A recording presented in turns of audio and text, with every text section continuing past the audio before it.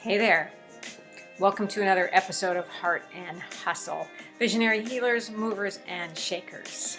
I am your host, Paulette Rees-Denis, here to bring you magic makers from around the globe, people who are creating change, who have small businesses, large businesses, hobbies, but they are creating the life of their dreams.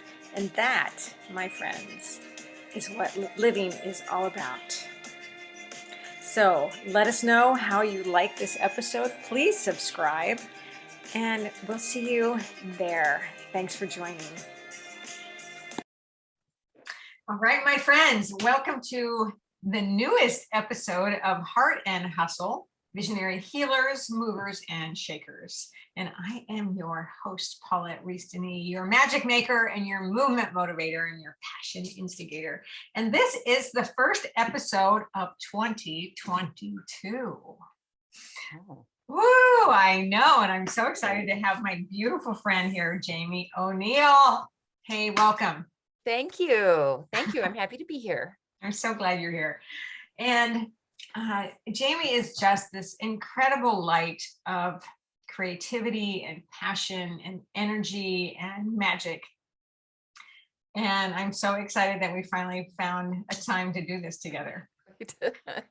And her, not only is she a teacher for students who can only be so freaking lucky to have her as a teacher of media. And I mean, you can talk a little bit more about what you do, but she's also this incredible painter and this magic maker and just the beautiful shining light. So again, welcome. And why don't you tell us a little bit about what you do?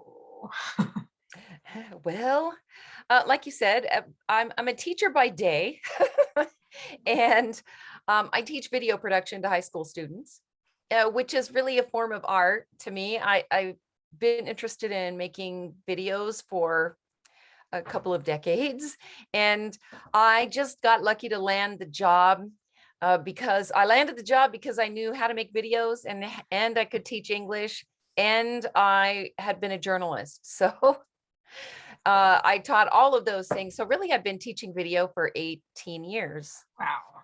And I really like it. I consider myself an amateur filmmaker, and I've made several short films on my own. And I'm sure that, 18 years of video has changed enormously. Oh my gosh, yes. When I started, we had those big Macs, that were bullet shaped and were all these bright colors. I had those, and they had iMovie on them, and I had a couple of cameras that, of course, they had tape. They used tape, which was so much more difficult because I had to teach students about time code, and for some reason, it's very difficult to teach time code, or teenager brains don't understand it or something. But now it's like so easy. And the truth is, during COVID, when we were teaching on Zoom only, all the students really have phones with video on them. They don't really need to have a camera. So it's really nice now. Everything's on card, and now the biggest problem is they lose those cards. So it's changed a lot. Wow. And that means you have to keep on top of all of that as well. I do as much as I can. I've often thought about how difficult it is for teachers to keep up on their craft, especially when it's technology related, because technology changes so fast. So there's probably, the technology and film industry is probably still light years in front of me, but, I'm teaching them the basics anyway. The handful of students I get that go on to make films later, I've had students actually come back and go, wow, like you really taught us the basics. And I know more than everybody else in the class because I had that. So, it's a career tech ed class, and I'm training them for careers. But that brings up something that I think is really important in the big picture of creativity is learning the basics. Some people want to go so fast and they want to jump ahead and they want to get the latest and the greatest and whatever. But if they don't have the groundwork, and it's the same thing with my dance, and I think it's the same thing with just living. You have to have your grounded rituals, your grounded knowledge to grow and expand.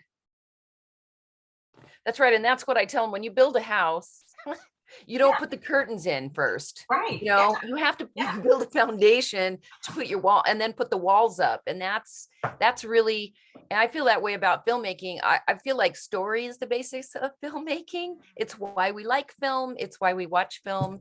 And, you know, they're like, oh, we're done, or we're writing and story. And like, I heard this in fourth grade. And it's like, yeah, but until you really get the basics of story, you can have a, you know, a $200,000 camera and a big Right, crew and right. really great equipment, and no one's going to want to watch your film if there's not a story.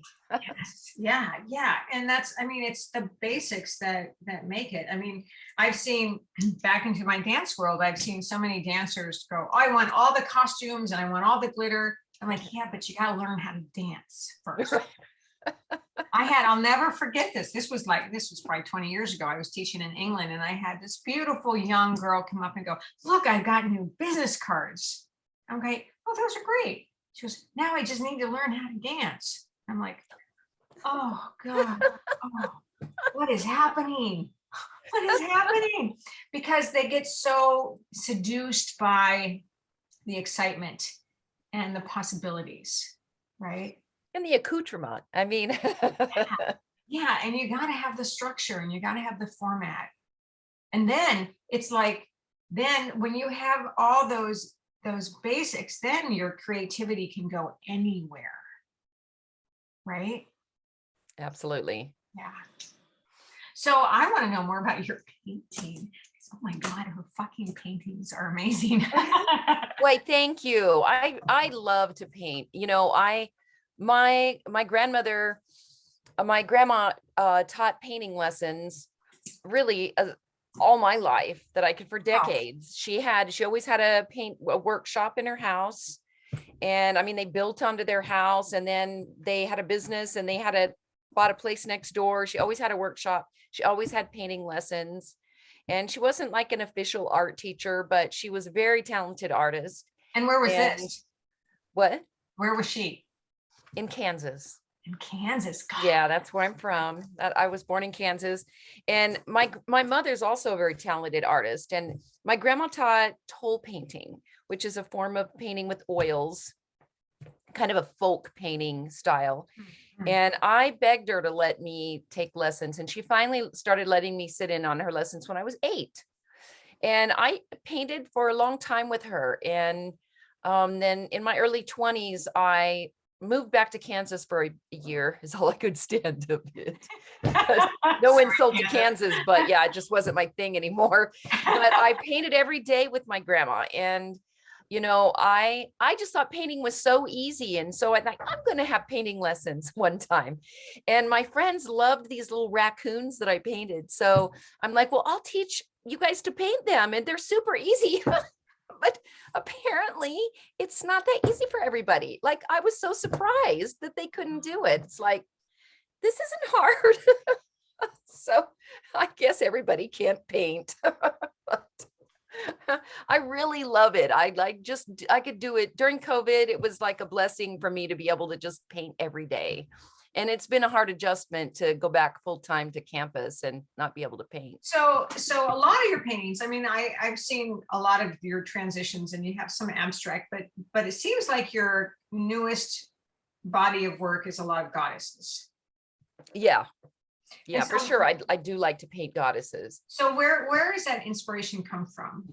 Why that? Why that? Actually, I think it first came, believe it or not, we went to Europe and we toured the British Museum and the Louvre. And I just took lots of photos because it was such overwhelm. And I knew I've always loved the ancient world. You know, I loved visiting ancient sites, and that's really like what gets me. And I took a lot of photos. And when I came home, I kept going back to a photo of Sekhmet, a statue of Sekhmet. And I just have to paint this photo. So I started painting Sekhmet. I painted several. I was still doing tie-dye at the time. And it's this painting right here. And I can't see it very well. But I was painting on my tie-dyes. And so I did is that several. on cloth? What? Is that on cloth? It is on fabric. Yeah. I actually Oh, actually I could do this. Oh yeah. And it was, I painted several of them. I actually sold them. It's And like a then, mandala. and it just kind of, yeah, it is. It's like the sun in the back, because she's of course the daughter of Ra. And it led me then to the next one. And then I did one of green Tara, and spent like a month doing that, and really doing meditations every day about on the different aspects of Tara. I took a lesson. I took some classes, and it just, one goddess continues to lead me to the next. And I don't really, I think in a way, I kind of feel like I'm bringing these goddesses back to life for the general public, maybe, or anyone who would be interested. Whenever I paint a goddess, I always study them, and I spend several weeks calling them in and meditating on it, and then studying everything I can find about them. And so I really feel like they kind of speak to me in a way, and maybe I'm just a channel for them to come into the world, and eventually I think they find who they need to go to. Oh, I love that. I love that. And do you feel like when you're painting, do you feel like they're coming through you? I mean, I don't know how to even phrase this. Do you allow yourself that flow of letting them come through you, or is there a very structured format when you paint, or? Um, I think a little of both. I do call them in. I do, kind of pour myself into the energy of that goddess. And, but also I do have that certain structure. Sometimes I just pick up a brush on a blank, or on a background, and I just start painting. And sometimes I sketch it down to the smallest detail and do my best to either re-sketch it or transfer it to the canvas. So a little bit of everything. In fact, one of the issues I feel with my art is that I don't feel like I have a really distinct style. And like other people tell me I do, that they can recognize my work, but I don't feel like I am stuck in any one thing. I mean, I'll paint something really detailed, like the Indian goddesses are very detailed. There's very specific things like Kali and green Tara. They have to be in a certain position. And, there's certain things they might hold or wear, and, all that jewelry. So I might do something really detailed, and then I just want to kind of shake it off, and I'll just start painting something and do an abstract or just some wonky thing that comes through me. So I don't know if I'll ever develop just one style. Well, I don't know that you need to. Right? I guess I don't. So talk to me about the abstracts a little bit, because I remember when I was there that one night for dinner and you showed me that abstract and I was like, I want that. That was so awesome. And it's so complete. It is completely different. So what is that energy for you? I'm not sure. It just kind of it comes out of me. I don't plan the abstracts. I know that, you're not really supposed to. I know they're supposed to bring forth a feeling. And, it's funny because I've always looked at abstract and gone, oh my God, that's so simple. Like anyone could do that. And it's probably true that people could do some of the abstract paintings you see, but the thing is, like, pulling it out of you is the difficult part. It may take me 2 weeks to do an abstract because I put part down, then I don't know what else to do. And I'm like, well, it's not done. I don't like it yet. And it's nothing yet. And then I have to look at it and I leave it on my easel and I walk through the room constantly. And a lot of the time, like when I'm getting ready to go to bed, wouldn't you know, I'll look at it and go, oh, I can suddenly see a piece on it that I need to put there. And so that piece that you saw, that's exactly what happened with that one. I had the very last thing I put on it. I knew it wasn't done. I'm like, it doesn't have a focal point. And everything needs a focal point. Your eye can't just move all over. You've got to have one thing that pulls in your eye. And it just didn't have that for me. It looked like 3 separate paintings. And one night I was walking through here, it probably sat here 5 days without me touching it. One night I was going to bed, walking through, and I'm like, I know exactly what it needs. So I just picked up a charcoal, and I sketched it on there so that I wouldn't forget. And then I painted Yeah, the yeah, next yeah. day, and that was it. It was done. So, I mean, it's just like the coming out of me, and some people can just like, it spills out of them, but it's not that kind of process for me. It takes time. And that's probably why I don't do more of them, because I'm kind of impatient. It's like, if I get a painting, I want to really like to finish it in a day if I could. Wow. And so what's your vision for yourself and your paintings? I mean, do you want to develop that more? Do you want to sell more work, or be in a gallery, or tell stories, or what do you want to do? I would a little bit of everything. I really do like to think that I paint for myself. I paint what I want, paint what I like.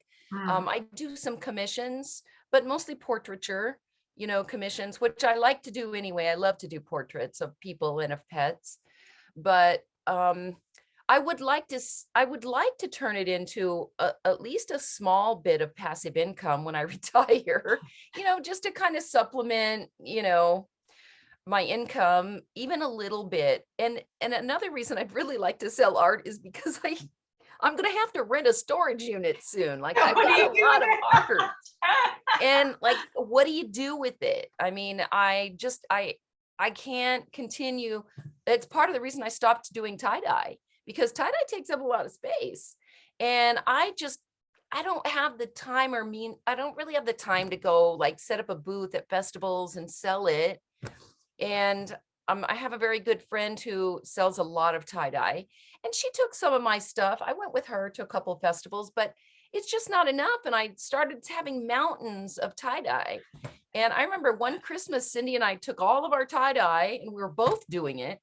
And we had like 100 pieces or something that we had taken to some show. And we just took it all to a party we went to and handed it out. We just gave it all away, Wow. because I'm like, what are we going to do with it? We can't keep it. We're not, putting it on shirts that we wear. I mean, we have our own tie-dye, but, we were just doing so much. And so he just took it and handed out like 100 pieces. What People a were happy to have it. beautiful gift. But and so that means that, to me, you really do paint for yourself, or you make these creations for yourself. I really do. You're not trying to create a business, although you say that could be a good thing. Right. And I do have an online business, which I started in January when I started really painting a lot. And I have sold some art this year. And I did take time to do a booth at our Pride Festival. And Right. I did well. I sold 5 paintings. I thought that was great. So, I do have a business, and I'm not a great business person. Um, Mostly because I don't have the time, and I get kind of easily discouraged. I mean, yeah, if I have a bunch of sales, I've done some sales and stuff, and if they don't go anywhere, then I'm like, that was a lot of work. Nothing to happen. Well, it is, I mean, it is a different way of doing business, and you have to get into that mindset and that structure. And that's why you hire a business coach. Right. Well, I did actually hire I actually do have a marketing team at my disposal 24/7. Nice. With my website, where I bought my website, it comes with a marketing team. And I admit I have learned a lot about marketing. Oh, that's awesome. Just they're online every day. They have Zoom, and you can also go watch that stuff afterwards, all the Zoom recordings. And I've learned a lot, and it has helped me with sales and learning to do sales and set it up. And it right now, it's just a time issue. I just, to even go in and update my website, which I have to do every few weeks, is, it takes 2 hours. If I go in there and say, I just finished this painting, I'm going to go put it online, I'm going to spend 2 hours in my site, jumping around and, cataloging. But, it's okay. It's not the most interesting part. Right. And Right. there are Well, days when that's all I do, but allowing yourself though sometimes, and this is what I tell my clients all the time is like, work smarter, not harder. And then what could you delegate? So if you had someone updating your website for you and putting those paintings up, you could be painting another painting. It's true. And that's a business method if you were seriously going through this as your business, like only as your business. Right. Although I would highly recommend you do that. But what's so great to me is that ultimately you're still painting just for yourself. Right. And I love that, because sometimes when creatives get into that mode, they think, oh, it has to be this end product, and oh, I have to sell it, or oh, what do the public want? And I mean, that's an important part of running your own business if you were going to go that route. But to allow yourself the time to paint for your own pleasure. And I have that battle in my head. Yeah. It's like, oh, who's going to really want to buy this? Or I'll see something and go, oh, that's not sellable. But then I argue with myself. It's like, yeah, but I want to paint it. If I want to paint it, I'm just going to paint it anyway. And, if nobody buys it, it's fine. It'll join the rest of my paintings that I have stashed there under the futon, it's okay. So, and I give it away too. It's a nice thing to give away as gifts. Right. So, okay. So what about Jamie, just Jamie the woman? Jamie the woman, what does Jamie do just for herself? What's your self-care? I mean, last night we this is a couple weeks ahead of time, but we celebrated the solstice together last night and had a ritual. And I've been putting a lot of thought into rituals, and I'm always coaching about self-care. So what do you do to feed yourself? Well, painting does feed my soul, but I meditate every day. It's the first thing I do when I wake up. And even if my mind's like, yeah, I'll skip it today, I'm like, nope. Gonna do it. I really think that makes a big difference in my mental health and my patience. I do love ritual and ceremony. I always have. And over the years, I participated in everything from women's groups to much of the time in the last 30 years, I've had meetings in my own house just because I want to meet with people who want to do this or pay attention to this. And so, but the last few years I haven't, we were doing meditation groups at our house before we moved here into this smaller place, 2 days after the lockdown happened in 2020. So, I haven't done anything like that here, but our other place, we had Monday meditations. We had meditations on Monday evenings, and we had a few people that came regularly. And that's all we did. It was 1 hour. I promised everyone we'll get you out of here in an hour. We came in, we jumped right into it, did a half-hour meditation, had some tea, and everyone left. Because nobody wants, I feel like no one wants on a Monday to like do something. I don't know if it's going to be 3 hours, if I'm going to come home at 10 o'clock. And it's like, and I didn't want people to stay late. It's like, let's do this at, everyone has time to eat. Let's do this at 6:30. You're out of here by 7:30. You still have your night to yourself. And so that was really nice, but it's been a while. And I know I've seen your women's groups too, and that's crossed my mind a few times. But they're usually your stuff is scheduled when I'm working. During the day when you're teaching, yeah. I know. And I have a new one coming up too, and it's going to be Tuesdays at 1 o'clock. I do read your emails. So okay, so back to you.